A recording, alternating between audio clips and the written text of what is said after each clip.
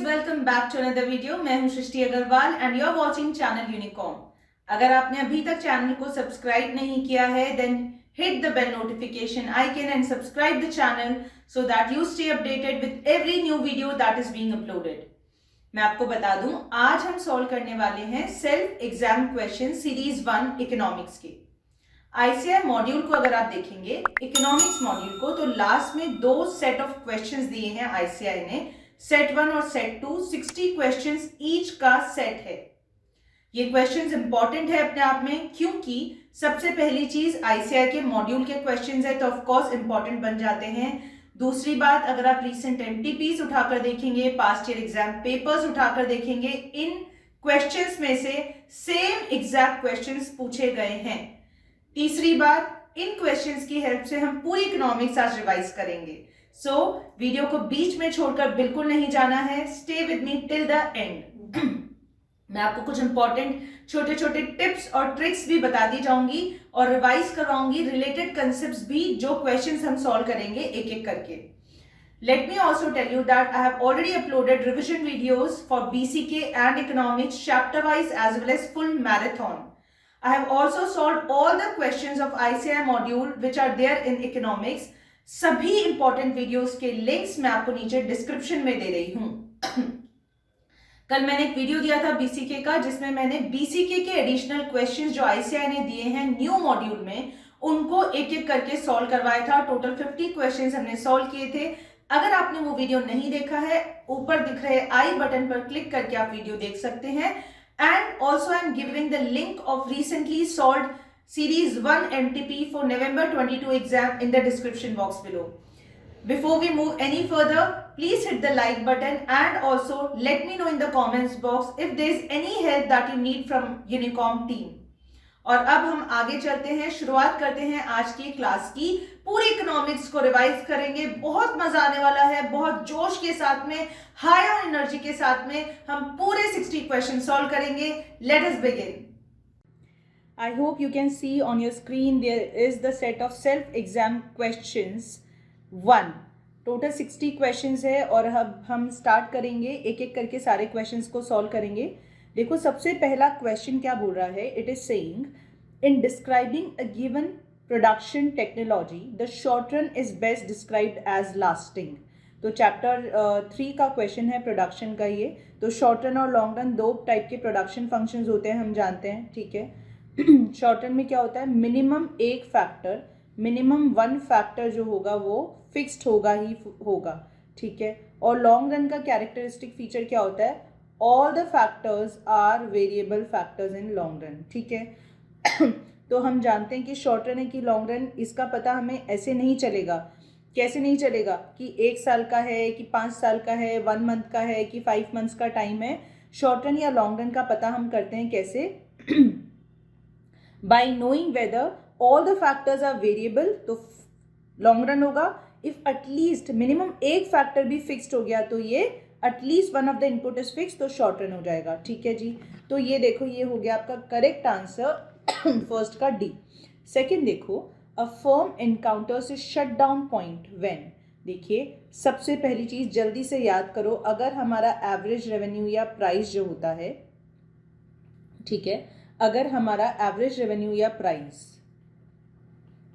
Average variable cost से कम होता है तो फर्म शट डाउन कर देता है, ठीक है जी। इतना हमें पता है, मतलब कम से कम वेरिएबल कॉस्ट तो कवर करनी ही चाहिए, नहीं तो आप धंधा बंद कर दो, शट डाउन कर दो। अब ये पूछ रहा है फर्म का शट डाउन पॉइंट कब आता है। देखो, अगर एवरेज वेरिएबल कॉस्ट भी कवर नहीं हो रही तो शट डाउन कर दिया जाता है। और प्रैक्टिकली शट डाउन पॉइंट कब होता है, व्हेन योर एवरेज रेवेन्यू और price is equal to average variable cost. So ये बी आंसर हो जाएगा इसका, ठीक है। AVC is equal to price और एवरेज रेवेन्यू, ठीक है जी। चलो क्वेश्चन नंबर 3 देखेंगे। अब क्वेश्चन नंबर 3 क्या बोलता है, under dash market condition firms make normal profits in the long run, ठीक है। तो भाई, कौन से मार्केट में लॉन्ग रन में नॉर्मल प्रॉफिट्स होते हैं, नॉर्मल प्रॉफिट्स बताओ। देखो, दो तरीके के मार्केट हैं हमारे पास में, एक तो है परफेक्ट कंपटीशन, एक मोनोपोलिस्टिक कंपटीशन। दोनों केसेस में फ्री एंट्री एग्जिट होती है, ठीक है जी।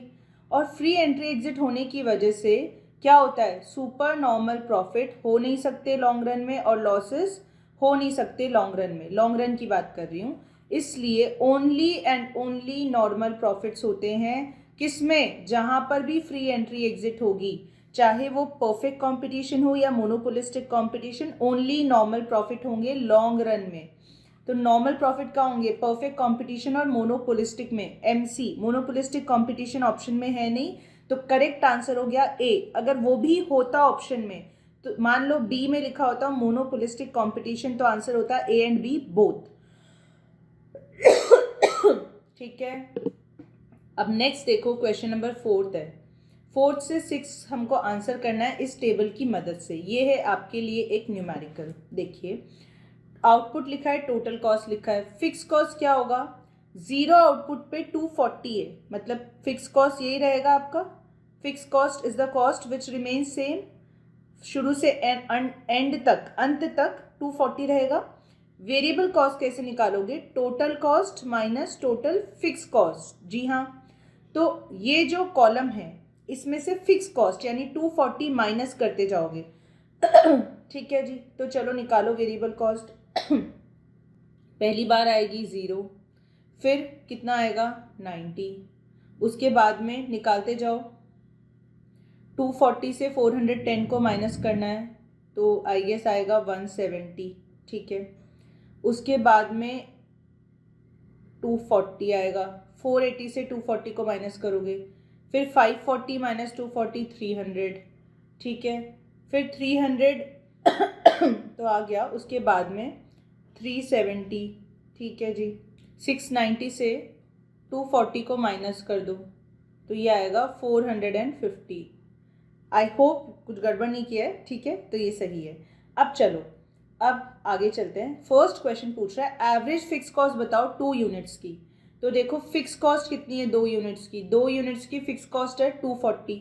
ठीक है जी, फिक्स कॉस्ट है। एवरेज फिक्स कॉस्ट कैसे आएगा, एवरेज फिक्स कॉस्ट कैसे आता है, टोटल फिक्स कॉस्ट को डिवाइड कर दो यूनिट से। टोटल फिक्स कॉस्ट 240 है, जो हमेशा 240 रहेगी। 2 पर पूछा है, क्वांटिटीज 2, तो आंसर आ जाएगा 120, मतलब फोर्थ का आंसर हो गया सी। नेक्स्ट क्वेश्चन देखो, फिफ्थ, मार्जिनल कॉस्ट पूछ रहा है 6th यूनिट की। तो देखो जी, मार्जिनल कॉस्ट क्या होता है, सबसे पहले तो वेरिएबल कॉस्ट का डिफरेंस जो होता है ना, उसी से मार्जिनल कॉस्ट निकाल सकते हो, या फिर टोटल कॉस्ट के डिफरेंस से भी निकाल सकते हो। मार्जिनल कॉस्ट वो कॉस्ट है जो ओनली और only variable cost per depend करती है। ये क्वेश्चन कई बार एग्जाम में आ चुका है, ध्यान रखना। मार्जिनल कॉस्ट का फॉर्मूला क्या होता है, total cost of n units minus total cost of n-1 units, या फिर total variable cost of n units minus total variable cost of n-1 unit, यही होता है। चलो, 6th यूनिट का मार्जिनल कॉस्ट पूछ रहा है, तो फॉर्मूला क्या लगाओगे, marginal cost of 6th unit is total cost of 6th unit minus total cost of 6-1 मतलब 5th यूनिट। तो देखो इन दोनों को माइनस कर दो, 690 माइनस 610 कितना आएगा 80, फिफ्थ का आंसर हो जाएगा सी। लास्ट क्वेश्चन देखो, 6 क्या कहता है, average variable cost of 4 units. अब सबसे पहले तो वेरिएबल कॉस्ट निकालो 4th यूनिट की। देखो ये रही 300। ठीक है जी, वेरिएबल कॉस्ट है ना। ओके, तो एवरेज वेरिएबल कॉस्ट कैसे निकालते हो, total variable cost divided by Q. Total variable cost कितनी है बताओ, टोटल वेरिएबल कॉस्ट कितनी है 300 डिवाइडेड बाय क्वांटिटी मतलब 4, तो डिवाइड कर दोगे तो ये कितना आएगा 75 आ जाएगा। तो 6th का करेक्ट आंसर हो गया ए। आई होप अच्छे से आपको समझ आ गया। ये बहुत ईजी सा न्यूमेरिकल था, आपको बस फॉर्मूलेज क्लियर होने चाहिए। क्वेश्चन नंबर 7 देखो फिर से। यहाँ पर एक इम्पॉर्टेंट पॉइंट है जो आपको नोट करना है। पहले हम क्वेश्चन सॉल्व करेंगे, फिर मैं आपको लिखवाऊंगी, वो आप लिखेंगे। देखिए यहाँ पर डेटा दिया हुआ है P0 और P1, Q0 और Q1। P0 था 300 और फिर हो गया 200, और जो नंबर ऑफ डिमांड थी प्लेट्स की वो 3000 और फिर वो हो गई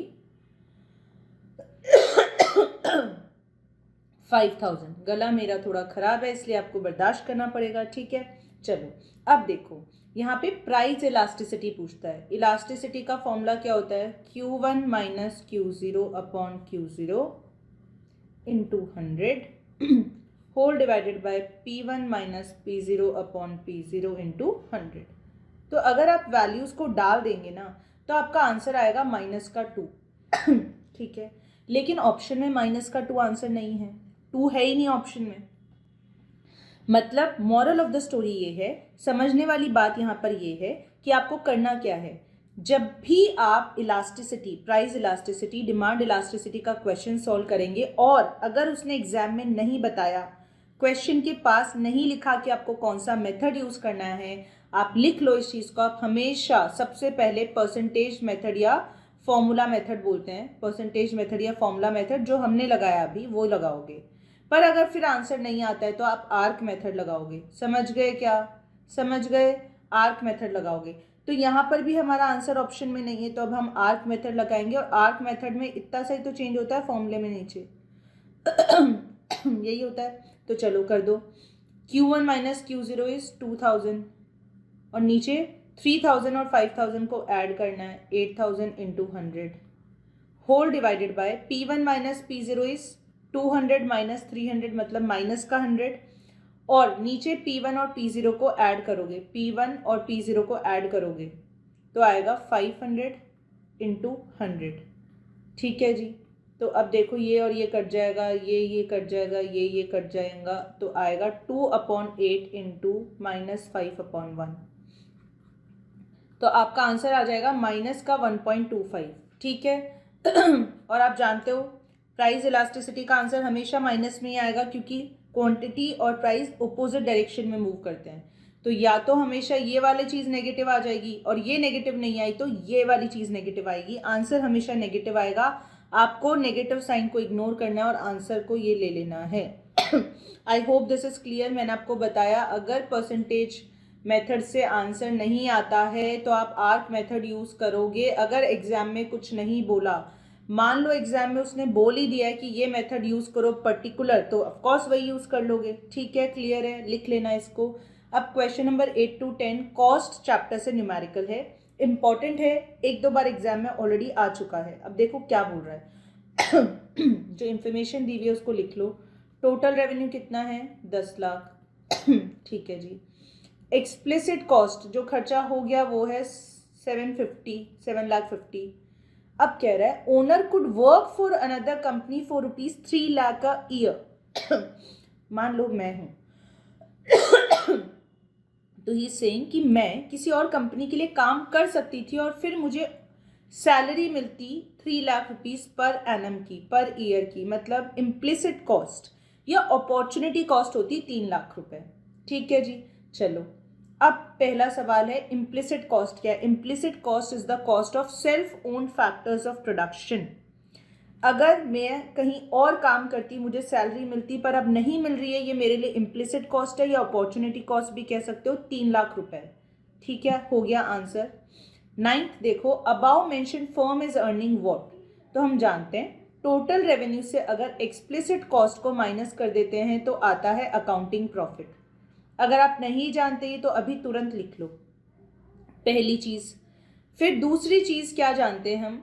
दूसरी चीज़ हम ये जानते हैं जी, दूसरी चीज़ ये है कि टोटल रेवेन्यू से अगर एक्सप्लिसिट कॉस्ट को माइनस करा और इम्प्लिसिट कॉस्ट को भी माइनस कर दिया तो आता है इकोनॉमिक प्रॉफिट। समझ गए? और अगर यही फिगर नेगेटिव आ गया तो इकोनॉमिक लॉस हो जाएगा। वापस बोल रही हूँ, टोटल रेवेन्यू से केवल एक्सप्लिसिट कॉस्ट को हटाया तो अकाउंटिंग प्रॉफिट आता है और इससे अगर इम्प्लिसिट कॉस्ट को भी हटा दिया तो इकोनॉमिक प्रॉफिट आता है। तो अब यहाँ देखो, यहाँ पर क्या बोल रहा है ये कि भाई फर्म की क्या हालत है इस वक्त। तो देखो टोटल रेवेन्यू 10 लाख है, एक्सप्लिसिट कॉस्ट 7,50,000 है और इम्प्लिसिट कॉस्ट कितना है? 3 लाख है। तो इकोनॉमिक प्रॉफिट तो कितना आएगा? सबसे पहले अकाउंटिंग प्रॉफिट हो जाएगा 10 लाख माइनस 7.5 लाख, मतलब 2.5 लाख का अकाउंटिंग प्रॉफिट। इससे इम्प्लिसिट कॉस्ट 3 लाख की जो इम्प्लिसिट कॉस्ट है उसको माइनस कर दो तो ये आ गया 50,000 का इकोनॉमिक लॉस। नेगेटिव में आंसर आएगा ना, तो इकोनॉमिक लॉस भी है और अकाउंटिंग प्रॉफिट भी है, तो दोनों सही हो जाएंगे, तो सी राइट आंसर होगा। 10th क्वेश्चन में इसने एक छोटा सा एडिशन और कर दिया। क्या बोल रहा है देखो, इसी क्वेश्चन में मान लो कि ओनर जो है उन्होंने 5 लाख रुपए विड्रॉ कर लिए अपने सेविंग्स अकाउंट से। जिस पे उन्हें 5% की दर से 5% की रेट से इंटरेस्ट मिल रहा था। तो 5 लाख पे 5% कितना हो गया? 25,000 हो गया। ये पर एनम इंटरेस्ट मिल रहा था किसको? ओनर को। पर अब इन्होंने ये अमाउंट 5 लाख का अपने बैंक से निकाल दिया और निकाल के यूज करने लग गए बिजनेस में। ये 5 लाख रुपए अब यूज कर रहे हैं बिजनेस में, बैंक में नहीं है, तो इंटरेस्ट नहीं मिलेगा ना अब। तो इंटरेस्ट पहले मिल रहा था पर अब नहीं मिल रहा, तो ये अपॉर्चुनिटी कॉस्ट या इम्प्लिसिट कॉस्ट हो गई ना 25,000 रुपए की। तो अब हमारा इकोनॉमिक लॉस कितना हो जाएगा? इकोनॉमिक लॉस कैसे निकालते हैं? टोटल रेवेन्यू से explicit cost minus implicit cost. 10 lakh से 7.5 लाख माइनस किया, इम्प्लिसिट कॉस्ट ऑफ 3 लाख, और अब 25,000 और माइनस कर दो, मतलब 10 lakh minus 7,50,000 minus 3 lakh minus 25,000। तो टोटल इकोनॉमिक लॉस आ जाएगा आपका 75,000 का। 50 का तो पहले ही हो रहा था और 25,000 का लॉस और आ गया, तो टोटल इकोनॉमिक लॉस हो गया 75,000 का। ठीक है, आई hope this is clear. Question number 11 देखो। 11th क्वेश्चन है आपका फिर से चैप्टर 2 इलास्टिसिटी के टॉपिक से। अब ये कौन से टॉपिक से क्वेश्चन है, कौन सा मेथड यूज कर रहे हैं यहाँ पे क्वेश्चन को सॉल्व करने के लिए? जैसे ही आप ये क्वेश्चन पढ़ोगे आपको समझ आ जाएगा। ये है टोटल रेवेन्यू, टोटल रेवेन्यू या टोटल आउटले मेथड। देखो ये कहता है अगर आपने एयर फेयर्स को इंक्रीज किया तो टोटल रेवेन्यू भी इंक्रीज हो रहा है, और अगर आपने फेयर को कम किया तो टोटल रेवेन्यू भी डिक्रीज हो रहा है। अब बताओ कि प्राइस इलास्टिसिटी कैसी है एयर फेयर्स की? तो इलास्टिसिटी इज लेस देन 1। यही होता है, हमने देखा हुआ है, अगर प्राइस और टोटल रेवेन्यू सेम डायरेक्शन में मूव करते हैं तो इलास्टिसिटी होती है लेस देन 1, और अगर प्राइस और टोटल रेवेन्यू ओपोजिट डायरेक्शन में मूव करते हैं तो इलास्टिसिटी होती है मोर देन 1। और अगर प्राइस के मूव करने पर टोटल रेवेन्यू में कोई फर्क ही नहीं पड़ता, वो सेम रहता है, तो इलास्टिसिटी होती है 0। इस केस में सेम डायरेक्शन में मूव कर रहे हैं तो इलास्टिसिटी हो जाएगी लेस देन 1, मतलब it will be less than 1 but of course greater than 0। तो आंसर हो जाएगा बी। ठीक है जी, I hope this is clear. Question number 12 देखो, बहुत इजी क्वेश्चंस है, एक एक करके आराम से हम सॉल्व करेंगे और पूरी को रिवाइज करेंगे, बीच में नहीं जाना है। देखिए, विच of the following is not a characteristic of price taker? जब भी प्राइस टेकर लिखा हुआ आएगा समझ जाना परफेक्ट कंपटीशन की बात हो रही है, क्योंकि जो इम्परफेक्ट कंपटीशन होता है जिसमें ओलिगोपोली, मोनोपोली और मोनोपोलिस्टिक कंपटीशन आते हैं वो प्राइस मेकर्स होते हैं। तो इनमें से कौन सा प्राइस टेकर यानी परफेक्ट कंपटीशन का कैरेक्टरिस्टिक नहीं है? तो ये तो है, ये भी है, ये भी है। ये नहीं है। नेगेटिवली स्लोप डिमांड कर्व नहीं होता। कैसा होता है इसका डिमांड कर्व? परफेक्टली इलास्टिक होता है, horizontal parallel to x axis. ठीक है, इसलिए आंसर हो जाएगा सी। नेक्स्ट देखो क्वेश्चन 13 क्या कहता है? Which cost increases continuously with increase in production? भाई मार्जिनल कॉस्ट है, एवरेज कॉस्ट है, फिक्स कॉस्ट है या वेरिएबल? वेरिएबल कॉस्ट है। जैसे जैसे आउटपुट बढ़ता है, प्रोडक्शन बढ़ता है, वेरिएबल कॉस्ट भी बढ़ती जाती है। वेरिएबल कॉस्ट का डायग्राम कैसा होता है देवियों और सज्जनों? ऐसा। ठीक है, और फिक्स कॉस्ट कैसा होता है? उसका आउटपुट से कोई रिश्ता नहीं होता, वो फिक्स्ड रहती है। Fix cost is always fixed, it does not depend on output. Next देखो क्वेश्चन नंबर 14 क्या कहता है? इट इज सेइंग सपोज एक रेस्टोरेंट है जिसमें मीडियम प्राइजेस रखे जाते हैं और वहाँ डिमांड कैसी है? इलास्टिक है। ठीक है, साफ बोल रहा है इलास्टिक डिमांड है। मैनेजमेंट सोच रहा है कि प्राइजेस बढ़ा दें, तो प्राइजेस के बढ़ाने से क्या इम्पैक्ट आएगा? देखो इलास्टिसिटी कैसी है? मोर देन 1 है। प्राइजेस को बढ़ाना चाहते हैं तो भाई प्राइजेस बढ़ाओगे तो टोटल डिमांड जो होगी, क्वांटिटी डिमांडेड, वो कम हो जाएगी। ये बात तो पक्की है। लॉ ऑफ डिमांड क्या कहता है? प्राइस बढ़ेगी अगर तो डिमांड कम हो जाएगी, बट कितना, हाउ मच? तो देखो इलास्टिसिटी इज मोर देन 1, इसने बोला है ना, मतलब percentage change in quantity demanded will be more than percentage change in price. अब प्राइस क्या हो रहा है? प्राइस बढ़ रहा है तो डिमांड फॉल हो जाएगी, बहुत ज़्यादा, बहुत ज़्यादा। तो large fall in quantity demanded, 14th का आंसर हो गया ए। और 14th का आंसर बी क्यों नहीं है ये नीचे कमेंट्स में अभी आप मुझे बताओगे। 14th का आंसर बी क्यों नहीं है ये आप मुझे नीचे कमेंट्स में बताओगे। फॉल इन क्वांटिटी डिमांडेड और फॉल इन डिमांड में क्या फ़र्क है, तुरंत नीचे कमेंट्स में आप मुझे बताएंगे। देखो नेक्स्ट क्वेश्चन है क्वेश्चन नंबर 15 और ये कहता है परफेक्टली कॉम्पिटिटिव फर्म अगर है, दोनों फर्म भी और इंडस्ट्री भी लॉन्ग रन इक्विलिब्रियम में है तो क्या होगा। क्या होगा भाई, सब कुछ ही हो जाएगा। ये भी सही है, ये भी सही है, ये भी सही है। ठीक है, all of the above. Next देखो 16 मोनोपोली की बात कर रहा है। मोनो मतलब वन, सिंगल, पॉली मतलब सेलर, जो सिंगल सेलर है उसकी बात कर रहा है।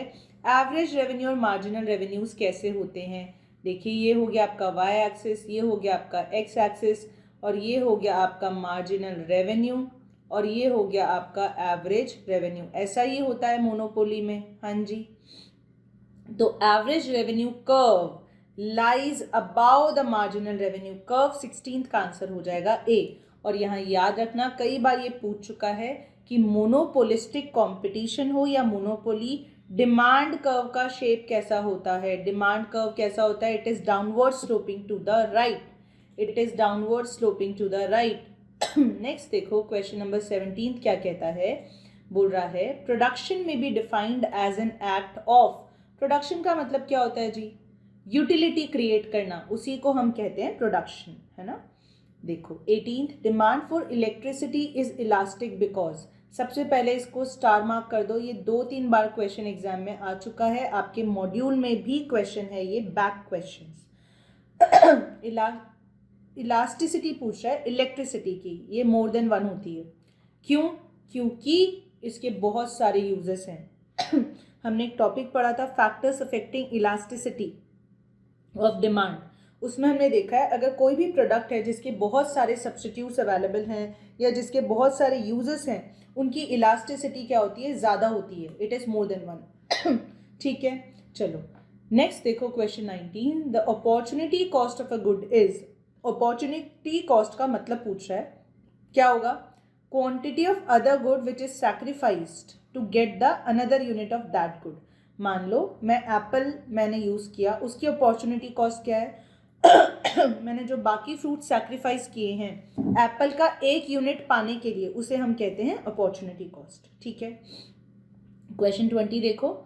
कहता है micro economics is concerned with. Micro economics को सबसे पहले ये बता दो, कमेंट्स में नीचे जल्दी बताओ माइक्रो इकोनॉमिक्स का दूसरा नाम क्या है, और मैक्रो का नाम क्या है दूसरा, वो भी बताना। माइक्रो इकोनॉमिक्स का दूसरा नाम क्या है और मैक्रो इकोनॉमिक्स का दूसरा नाम क्या है। कई बार एग्जाम में क्वेश्चन आ चुका है, मॉड्यूल में बैक क्वेश्चन भी है, जल्दी से मुझे बता दो। देवियों और सज्जनों, अगर चैप्टर 1 में थोड़ा सा भी डाउट है या 100% कॉन्फिडेंस नहीं है, ऊपर दिख रहे आई बटन पर क्लिक करना। चैप्टर 1 का पूरा रिवीजन वीडियो 1 घंटे का रिवीजन वीडियो है, फटाक से उसको देख लेना, पूरे कॉन्फिडेंस आ जाएगा। 9 to 12 मार्क्स कवर करता है चैप्टर 1 इकोनॉमिक्स में। अप्रॉक्सीमेटली 10 क्वेश्चन आप एग्जाम में एक्सपेक्ट कर सकते हो, आसानी से रिवाइज हो जाएगा, अभी कर लेना। चलो 20 क्वेश्चन हमने सॉल्व कर लिए, अब बाकी के भी सॉल्व कर लेते हैं इसी तरीके से। आई होप आपको मज़ा आ रहा है, अगर मज़ा आ रहा है, इंटरेस्टिंग लग रहा है, कॉन्फिडेंस बिल्ड हो रहा है, तो जल्दी से नीचे कमेंट कर दो। देखो क्वेश्चन 21 कहता है ऐसी कौन सी दो चीज़ें हैं जो कि डायरेक्टली डिमांड कर्व को इफेक्ट नहीं करती। प्राइस तो करता है, इनकम भी करता है, टेस्ट भी करता है, प्राइस ऑफ रिलेटेड गुड यानी सब्स्टिट्यूट्स और कॉम्प्लीमेंट्री गुड्स का प्राइस, प्रेफरेंसेस भी करता है, cost of production and bank opening hours से डायरेक्टली डिमांड पर फर्क नहीं पड़ता। ठीक है, ये क्वेश्चन किससे है, फैक्टर्स अफेक्टिंग डिमांड। ठीक है, नेक्स्ट देखिए क्वेश्चन 22 रिलेशनशिप पूछ रहा है AR/MR और प्राइस इलास्टिसिटी के बीच में क्या होता है, marginal revenue is equal to average revenue multiplied by E-1/E, यही तो होता है। तो बी हो जाएगा आपका आंसर। 23 देखो, सिंपल है सारे question. Slope of indifference curve indicates marginal rate of substitution of x for y। Marginal rate of substitution of x for y क्या होता है, number of units of x, ये क्या होता है, marginal utility of x upon marginal utility of y। ठीक है, एक x पाने के लिए कितना y देने को आप तैयार हो? In order to get one additional unit of x, how many units of y you are willing or ready to sacrifice?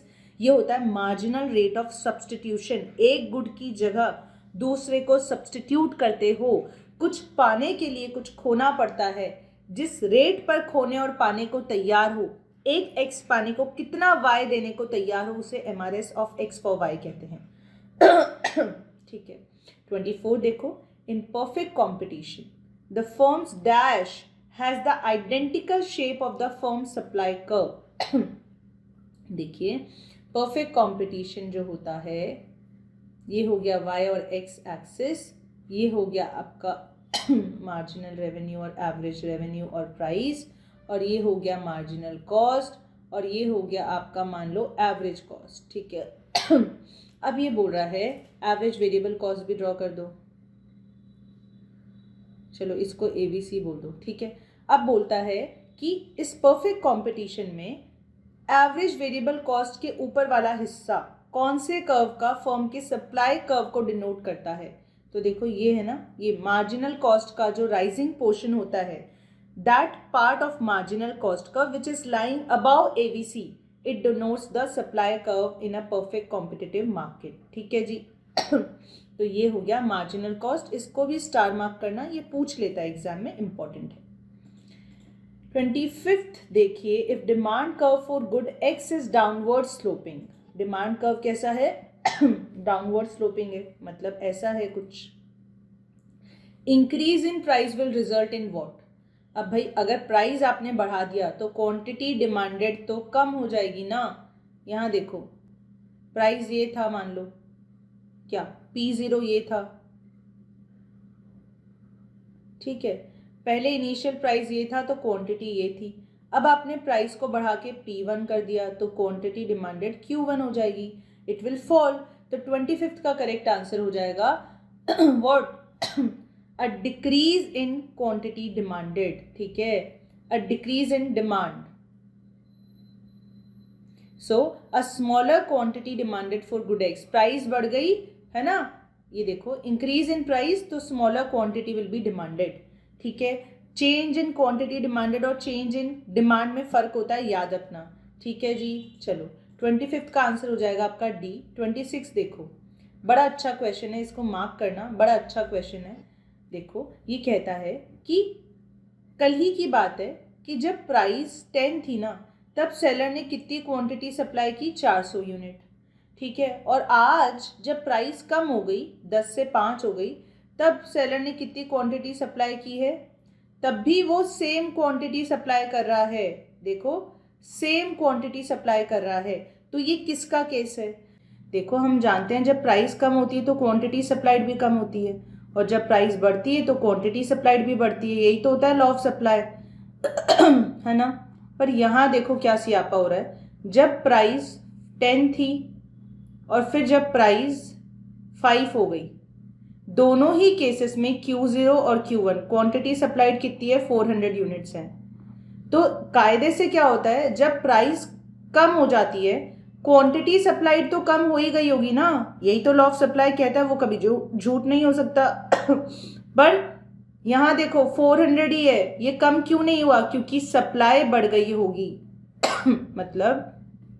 मतलब प्राइस कम हुई गुड एक्स की, तो क्वांटिटी सप्लाइड तो पक्का कम होगी गुड एक्स की। बट क्वांटिटी सप्लाइड कम हुई है, हो सकता है कुछ और फैक्टर्स जो सप्लाई पर फर्क डालते हैं, फैक्टर्स अफेक्टिंग सप्लाई, वो फेवरेबल हो गए हों और उनकी वजह से सप्लाई बढ़ गई हो।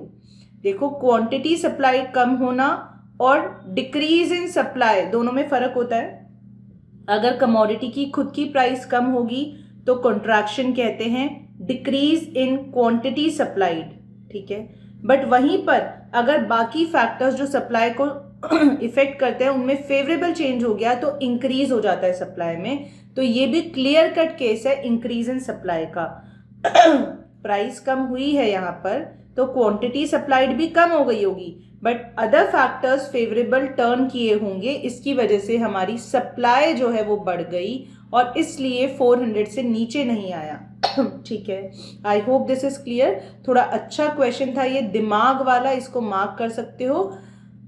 क्वेश्चन 27 देखो, which of the following is a variable cost in the short run. Short run में variable cost, wages paid to factory labour, बिल्कुल यही वेरिएबल कॉस्ट है। ये तीनों कॉस्ट फिक्स कॉस्ट होंगी। रेंट फिक्स्ड होता है, लीज फिक्स्ड होता है, आपने लोन लिया हुआ है उस पर इंटरेस्ट भी हर बार फिक्स्ड ही होता है, तो ये सारे फिक्स्ड हो गए। 27 का आंसर हो गया ए। 28 देखो, price discrimination is a situation when a producer charges different prices in different markets. ठीक है, उसी को प्राइस डिस्क्रिमिनेशन कहते हैं। सबसे ज्यादा प्राइस डिस्क्रिमिनेशन होता है मोनोपोली में। 3 डिग्रीज होती है प्राइस डिस्क्रिमिनेशन की, 1 2 3। तीनों के एग्जाम्पल्स और मीनिंग आपको पता होना चाहिए। ये क्लासिफिकेशन किसने दिया? प्रोफेसर पीगू ने दिया है।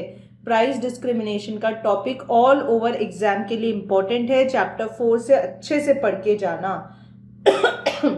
नेक्स्ट देखो क्वेश्चन 29 क्या कह रहा है, which of the following statements about price and marginal cost in competitive and monopolised market is true. इनमें से कौन सा ट्रू है?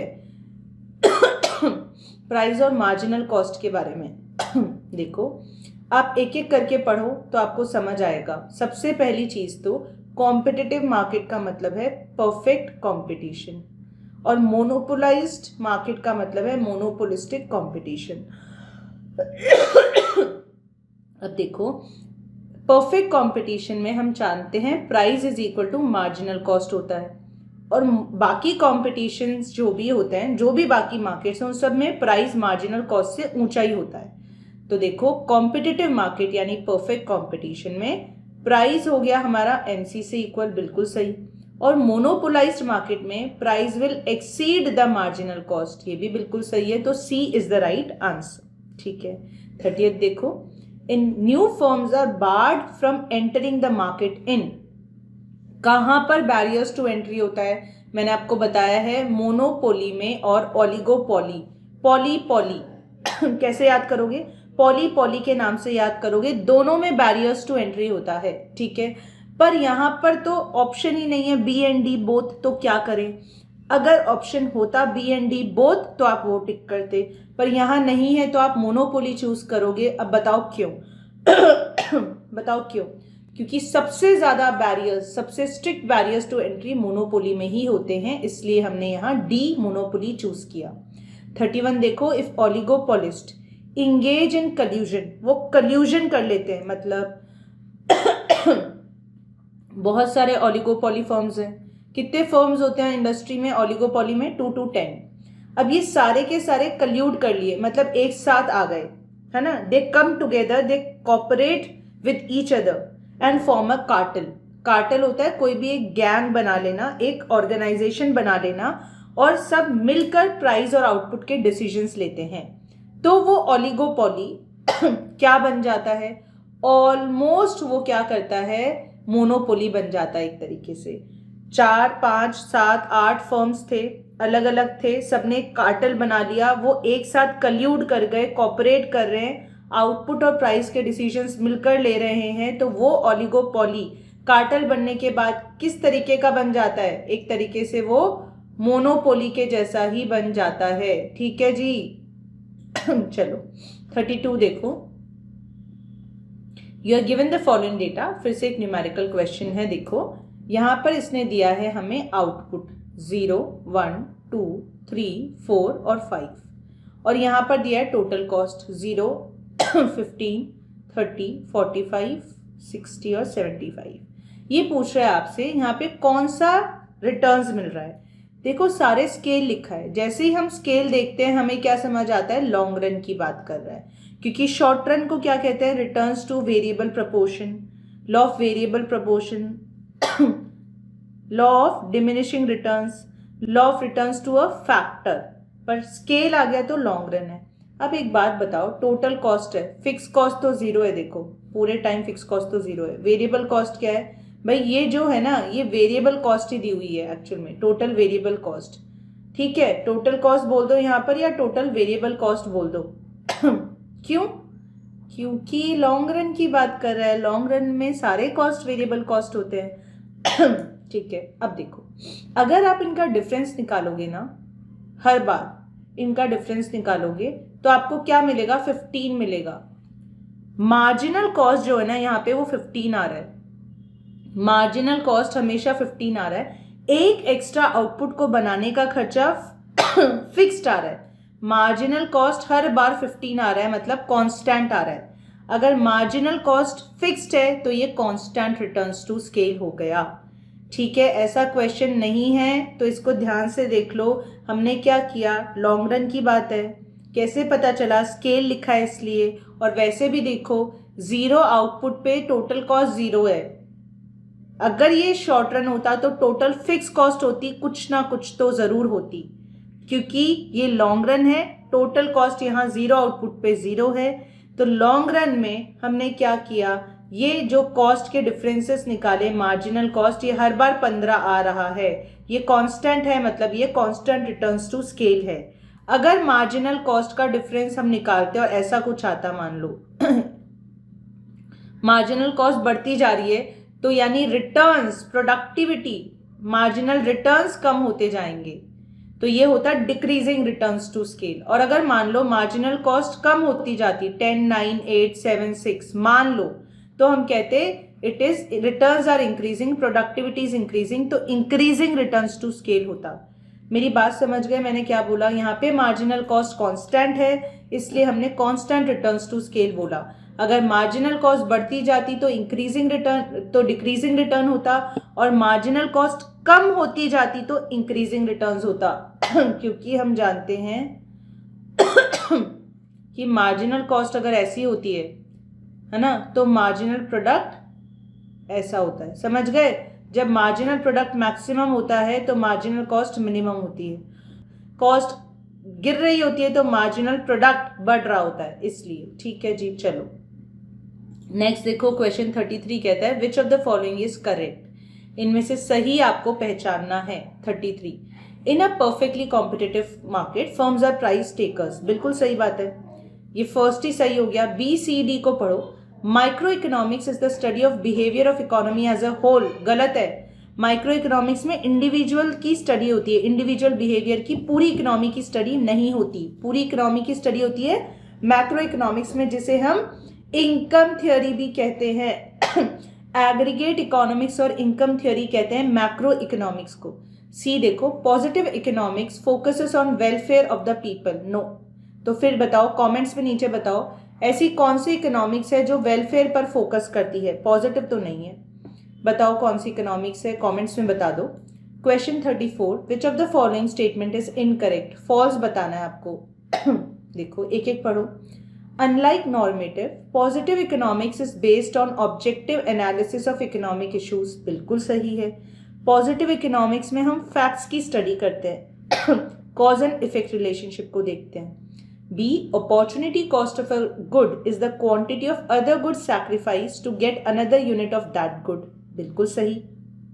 C, microeconomics, it emphasizes interactions in the economy as a whole. अभी तो देखा था, गलत है। ये देखो B और C दोनों सेम ही तो बात कह रहे हैं, गलत है दोनों। तो इसलिए which of the following is incorrect? C is incorrect। ठीक है, नेक्स्ट देखो, क्वेश्चन 35 जो है वो इस बार के MTP में भी पूछा है। क्वेश्चन 35 देख रहे हो, ये इस बार आपके जो रीसेंट MTP सीरीज 1 है इसमें भी पूछा है। एक रैशनल पर्सन, एक दिमाग वाला समझदार इंसान तब तक कोई एक्शन नहीं लेगा जब तक कि उसको दिख नहीं रहा कि हमारी मार्जिनल कॉस्ट तो कम है और मार्जिनल बेनिफिट या मार्जिनल रेवेन्यू जो है वो उससे ज्यादा है। सीधी सी बात है। The action should produce marginal cost which is less than the marginal benefit. Benefit ज्यादा होना चाहिए, तो action should produce marginal benefit यानी marginal return which is exceeding the marginal cost. तो सी हो जाएगा इसका आंसर। 36 देखो, सपोज यू फाइंड ₹100, आपको 100 रुपीज मिले। आपने डिसाइड किया आप ये 100 रुपए के यूज करोगे किधर? फुटबॉल मैच देखने के लिए। आप चले जाते हो फुटबॉल मैच देखने को, आपकी अपॉर्चुनिटी कॉस्ट क्या है? देखो फुटबॉल मैच देखने की अपॉर्चुनिटी कॉस्ट क्या होगी? एक तो 100 रुपए गए, एक आपका टाइम गया, उस वक्त आप कुछ और कर सकते थे, एग्जाम्पल इकोनॉमिक्स का ये वीडियो देख सकते थे, और वहां जाकर आपने पिज्जा खाया या खाना खाया, उसमें भी आपका पैसा लगा, तो ये सारा आपका अपॉर्चुनिटी कॉस्ट हो जाएगा। सारा जितना भी नुकसान हुआ वो सारा अपॉर्चुनिटी कॉस्ट हो गया। ठीक है जी। कई बार ये क्वेश्चन पूछता है कि एक चीज करी आपने, एक काम करा, बताओ इसकी अपॉर्चुनिटी कॉस्ट है कि नहीं है। हमेशा याद रखना, आप कुछ भी करते हो ना, कुछ भी, तो हमेशा उसका कोई ना कोई अपॉर्चुनिटी कॉस्ट तो होता ही है। मतलब मैं अगर आपको पढ़ा रही हूँ अभी, तो इसका भी अपॉर्चुनिटी कॉस्ट है, मैं कुछ और नहीं कर रही। जैसे कि हो सकता था मैं किसी को प्राइवेट ट्यूशंस दे सकती थी, ठीक है, यूट्यूब के लिए मैं एक पेड वीडियो रिकॉर्ड कर सकती थी, या फिर मैं अपने कज़न को स्टडी करवा सकती थी, वो सब मैंने नहीं करवाया। या फिर मैं मूवी देख के एंटरटेनमेंट कर सकती थी या रेस्ट कर सकती थी। सारी अपॉर्चुनिटी कॉस्ट है ये, ठीक है, जो भी मैं कर सकती थी। ठीक है, चलो अब 37 देखो। एक कंज्यूमर 15% इनकम खर्च करता है अपनी खाने पर, हमेशा, ऑलवेज, यहाँ लिखा है ऑलवेज, वो 15% इनकम खर्च करता है। तो भाई बताओ अब उसकी इनकम इलास्टिसिटी कैसी है। देखो, चाहे मेरी इनकम कुछ भी हो, कम या ज्यादा, मैं कितना percentage of money spent on food कितना है, हमेशा मैं कितना खर्च कर रही हूँ फूड पर, सेम अमाउंट कितना, 15% खर्च कर रही हूँ। तो यानी मेरी इनकम इलास्टिसिटी है 1। आप याद करो, अगर हम बोलते हैं कि कंज्यूमर की इनकम बढ़ गई, और यहां हम लिखते हैं percentage amount spent on good, ठीक है। अगर मान लो कंज्यूमर की इनकम बढ़ गई और हम सेम खर्चा कर रहे हैं, तो इनकम इलास्टिसिटी होती है 1, जैसे कि इस क्वेश्चन में। फिर हम बोलते हैं कंज्यूमर की इनकम बढ़ गई और percentage amount spent on good increases, ये भी बहुत ज़्यादा इंक्रीज हो गया, ये भी इंक्रीज हो रहा है। पहले आप 10% इनकम बढ़ी, पहले आप 10% खर्चा करते थे फूड पे, आप 20% करने लग गए, मतलब इलास्टिसिटी इज मोर देन 1। और अगर मान लो इनकम के बढ़ने से आपने खर्चा करना परसेंटेज में, है ना, पहले मान लो आप 10% खर्चा करते थे फूड पे, अब आप 8% ही खर्च कर रहे हो, तो इलास्टिसिटी इज लेस देन 1। यही तो होता है, यही तो हमने पढ़ा है। और जब इलास्टिसिटी लेस देन 1 होती है तो हम जानते हैं वो नेसेसरी गुड्स होते हैं, और जब इलास्टिसिटी मोर देन 1 होती है तो हम जानते हैं लग्जरी होते हैं, लग्जरी गुड्स। ठीक है जी, ये याद रखना, पूरा रिवाइज करवा दिया मैंने आपको। इनकम इलास्टिसिटी का कंसेप्ट इंपॉर्टेंट है, एग्जाम में क्वेश्चन पूछता है। नेक्स्ट देखो क्वेश्चन 38। एक फिशरमैन है जिसने मछलियों को पकड़ा तालाब से निकालकर। अब ये बोल रहा है जैसे ही मछली ये पकड़ेगा, जैसे ही मछली खराब होगी, उससे पहले ही जो भी प्राइस उसको मिलेगी वो उसको बेच देगा। मतलब आप बोलोगे 2 रुपए में एक मछली दे दो, मैं बोलूंगी 20 में, जो भी होगा उसको पता है मछलियां खराब हो जाएगी थोड़े टाइम में, तो वो उनको पेरिशेबल प्रोडक्ट है, वो उनको बेच देगा। तो बताओ सप्लाई की इलास्टिसिटी कैसी है for fresh fish. Fresh fish के लिए इलास्टिसिटी ऑफ सप्लाई कैसी है भाई? 0 है। कितना भी प्राइस दो, ऊपर या नीचे, कोई फर्क नहीं पड़ता, सप्लाई को तो वो चेंज ही नहीं कर सकता ना, सप्लाई को चेंज नहीं कर सकता। एक बार मछली पकड़ ली तो बेचनी पड़ेगी अब, है ना, नहीं तो वो खराब हो जाएगी। क्वेश्चन 39 देखो, नॉर्मेटिव साइंस के कंसेप्ट से है, इंपॉर्टेंट है नॉर्मेटिव और पॉजिटिव साइंस, एग्जाम पर्सपेक्टिव से बहुत इंपॉर्टेंट है, तो ध्यान से सुनो। इनमें से कौन सा नॉर्मेटिव स्टेटमेंट है भाई? नॉर्मेटिव स्टेटमेंट क्या होता है? ये वेलफेयर के साथ डील करता है, मोरालिटी को कंसिडर करता है, ये ज्ञान देता है आपको, ज्ञान, ठीक है। It considers the welfare of the people.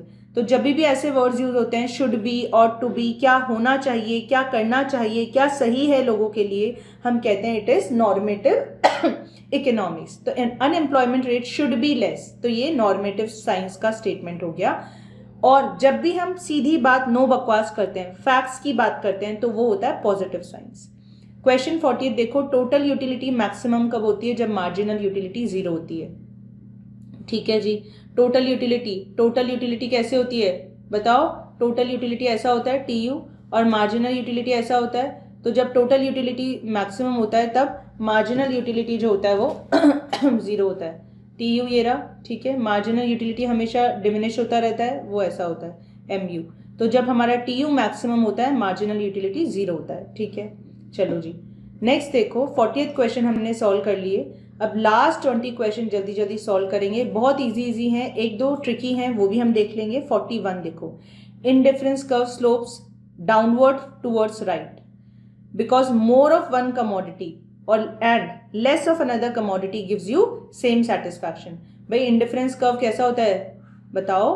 ऐसा होता है it is convex to the origin and downward sloping towards right. जो भी पॉइंट्स होते हैं इंडिफरेंस कर्व पे, एक ही इंडिफरेंस कर्व पे जितने भी पॉइंट्स हो वो हमें सेम सेटिस्फैक्शन देते हैं। क्वेश्चन 42 देखो, कंज्यूमर का इक्विलिब्रियम कब होता है? जब MUX upon MUY is equal to PX upon PY। ये क्वेश्चन 43 इंपॉर्टेंट है, इसको मार्क करो। गिवन गुड्स के केस में डिमांड कर्व कैसा होता है? ऐसा होता है, it is positively sloped. Why? क्योंकि अगर प्राइस बढ़ती है तो गिवन गुड्स की डिमांड भी बढ़ जाती है, and that is why we say given goods are an exception to law of demand. तो गिवन गुड्स का जो डिमांड कर्व होता है ये इंपॉर्टेंट है, कैसा होता है? It is upward sloping to the right, ऐसा होता है। ठीक है जी, चलो 44 देखो, the law of consumer surplus is based on law of diminishing marginal utility. किसने दिया है कंज्यूमर सरप्लस का कंसेप्ट और DMU का कंसेप्ट? कमेंट्स में बताओ मुझे, कौन से इकोनॉमिस्ट है जिन्होंने ये कंसेप्ट दिया है, नीचे कमेंट्स में बताओ। क्वेश्चन 45 शॉर्ट रन की बात कर रहा है। Output of a firm increases तो एवरेज फिक्स कॉस्ट को क्या होता है बताओ? जब आउटपुट इंक्रीज होता है तो एवरेज फिक्स कॉस्ट कैसी होती है? ऐसी होती है ना, रेक्टेंगुलर हाइपरबोला। कई बार एग्जाम में क्वेश्चन पूछ चुका है, ऐसा कौन सा कॉस्ट कर्व है जो कभी भी यू शेप नहीं हो सकता? AFC। तो जैसे जैसे आउटपुट बढ़ता जाता है AFC हमारा डिमिनिश होता जाता है, डिक्रीज होता जाता है। ठीक है जी, जैसे जैसे आउटपुट बढ़ता जाता है एवरेज फिक्स कॉस्ट कम होता जाता है, इसे हम रेक्टेंगुलर हाइपरबोला कहते हैं। ये वही कॉस्ट कर्व है जो कभी यू शेप नहीं होता। ये इंपॉर्टेंट है 45th भी और 46th भी। देखो, इंफीरियर गुड्स के केस में इनकम इलास्टिसिटी कैसी होती है? याद करो, income elasticity is more than 1 in case of luxury goods. लिख लो भाई, लिख लो, ये इंपॉर्टेंट होता है। Income elasticity is less than 1 in case of normal goods. जो भी नॉर्मल गुड्स होते हैं उनके केस में ये लेस देन 1 और मोर देन 0 होती है। और income elasticity is negative in case of inferior goods. लिखते जाओ भाई, इंपॉर्टेंट है। अगर मोर देन 1 है तो लग्जरी हो जाएगा, ठीक है। अगर लेस देन 1 या 0 या 1 के बीच में है तो नॉर्मल गुड हो जाएगा। और अगर ये इंफीरियर गुड है, किसका ऐसा है? इंफीरियर गुड है तो इनकम इलास्टिसिटी नेगेटिव होगी, ठीक है। और नॉर्मल गुड्स के केस में हमेशा पॉजिटिव होती है, इंफीरियर गुड्स के केस में हमेशा नेगेटिव होती है। मोर देन 1 है तो लग्जरी हो जाएगा और लेस देन 1 है तो it is a necessary good. Less than 1 है तो it is a necessary good. ये याद होने चाहिए आपको, ध्यान होने चाहिए। तो इंफीरियर गुड्स के केस में इनकम इलास्टिसिटी नेगेटिव होती है, ठीक है जी। देखो, साथ साथ पूरा रिवीजन हो रहा है हमारा, इसलिए बीच में छोड़ के नहीं जाना है, आपको अच्छे से रिवाइज करना है इसे। देखो सारे क्वेश्चंस। 47 इलास्टिसिटी ऑफ सब्स्टिट्यूशन, मतलब क्रॉस इलास्टिसिटी की बात कर रहा है। दो परफेक्ट सब्स्टिट्यूट्स के बीच में वो इनफाइनाइट होती है। हम जानते हैं क्रॉस इलास्टिसिटी क्या होती है, या तो पॉजिटिव या तो नेगेटिव या तो 0। अगर अनरिलेटेड गुड्स हैं तो ये 0 होगी। कॉम्प्लीमेंट्री गुड्स हैं जिनको हम साथ में कभी यूज नहीं करते या करते हैं, साथ में यूज करते हैं कॉम्प्लीमेंट्री गुड्स, जैसे bread and butter, car and petrol, उनकी क्रॉस इलास्टिसिटी नेगेटिव होती है। और substitute goods which can not be use together, substitute goods जिनको कंपीटिंग गुड्स भी कहते हैं, which can not be use together, उनकी क्रॉस इलास्टिसिटी पॉजिटिव होती है। परफेक्ट सब्स्टिट्यूट्स की इनफाइनाइट होती है। 49 देखो, elasticity of supply refers to the degree of responsiveness of supply of a good to change in its price. Supply elasticity क्या होता है? Percentage change in quantity supplied due to percentage change in price of the commodity, ठीक है। 49 isoquant slopes downward to the right. Isoquant कैसा होता है? Iso मतलब same या इक्वल, क्वांट मतलब क्वांटिटी। एक आइसोक्वांट के ऊपर जितने भी पॉइंट्स है वो सेम क्वांटिटी ऑफ आउटपुट देते हैं। आइसो मतलब सेम या इक्वल, क्वांट मतलब क्वांटिटी, प्रोडक्शन या आउटपुट, ठीक है जी। नेक्स्ट देखो 50th, income of a house hold rises by 20%, demand increases by 25%। तो क्या होगा इसका मतलब? देखो, percentage change in quantity demanded ऊपर लिखेंगे, परसेंटेज चेंज इन इनकम नीचे लिखेंगे। यही तो इनकम इलास्टिसिटी का फॉर्मूला होता है। तो ये क्या आएगा? 1 पॉइंट समथिंग आंसर आएगा। मतलब मैंने अभी आपको बताया था, जब भी इलास्टिसिटी, इनकम इलास्टिसिटी जब भी 1 से ज्यादा होती है, गुड लग्जरी गुड होता है। ये थोड़ा इनडायरेक्ट घुमा के पूछा हुआ क्वेश्चन है, पर इजी था अगर आपको कंसेप्ट ध्यान है तो, ठीक है। अब लास्ट 10 क्वेश्चंस रहते हैं। देखो question 51, which of the following is a property of indifference curve. देखो these are convex, downward sloping from left to right, no indifference curve can intersect each other, सारी बात सही है। तो सारे के सारी सही प्रॉपर्टीज है इंडिफरेंस कर्व की। नेक्स्ट देखो 52, structure of cold drink industry in India, ये कौन से मार्केट फॉर्म का एग्जाम्पल है? ओलिगोपोली का। कोका कोला और पेप्सी का एग्जाम्पल देके मैंने अच्छे से आपको किंग्ड डिमांड कर्व का कंसेप्ट बताया हुआ है, नहीं देखा है तो देख लेना। 53 देखो, अगर एक सेलर 10,000 रुपए ले रहा है 100 यूनिट सेल करने के, 100 यूनिट सेल करके उसको 10,000 रुपीज का टोटल रेवेन्यू हो रहा है, ठीक है, यूनिट्स, ठीक है जी। अब अगर वो 120 यूनिट सेल कर रहा है और उसको 14,000 रुपीज मिल रहे हैं, तो मार्जिनल रेवेन्यू क्या है वो ये पूछ रहा है।